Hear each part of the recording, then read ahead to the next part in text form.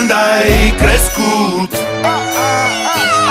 să arăți din ce ești făcut. A venit momentul să știi oare cât de tare poți fi. Hai, arată că poți, lasă-i mască pe toți și lovește-i să leșine pe coți.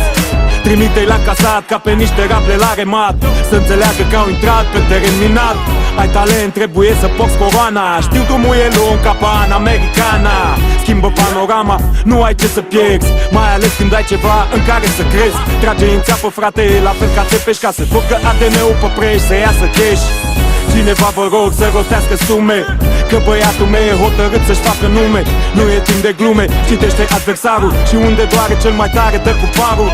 Lovește cu ciocanul, preia controlul dacă vrei să-ți asiguri viitorul, dă tare. Tu ai vrut de când ai crescut, să arăți din ce ești făcut. A venit momentul să știi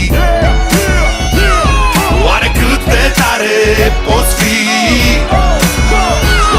Poți să lupți și să pierzi sau să pierzi oricum, așa că dă-le să sară, dă-le să sară. Dă-le noapte de Arad și beton de București, dă-le să sară, dă-le să sară. Dă perversă de Craiova serios, ca în Moldova, ca să știe tot ce și cine este la prova. Și faci tot ce faci să faci și să faci bine, nu te dai în spate nici cu clonți după tine. De sărăcie rea mai rău nu o să fie. Ai simțit ce ai trăit? Ești lacrimi și nebunie și nu-i lăsa că vor să-ți ia tot ce-a mai rămas drag în inima ta. Da, e chiar așa, cu sau fără motiv, ori intenționat sau nu, dă-le nu doar instinct. Că nu suntem tari de cap, dar avem capul tare și nu suntem doar vagabonți, o dăm tare. Tu ai vrut de când ai crescut, să arăți din ce ești făcut. A venit momentul să știi oare cât de tare poți fi.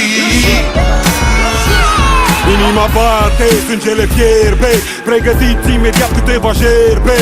Ca unii o să afle că prezentul e crud și că azi durerea doare, nu e ca la Hollywood. Repet, durerea trebuie să doară, să te compare cu o bombă nucleară. Și toate javrele să astupe urechile, să ascundă privirile, să-și înghită vorbele.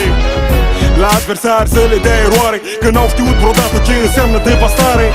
Să se lase cu întuneric la mansardă, să-și alimă în gură toți cu cât o targă. Joacă-te cu mintea lor, să uite cum îi cheamă, cine sunt și ce vor.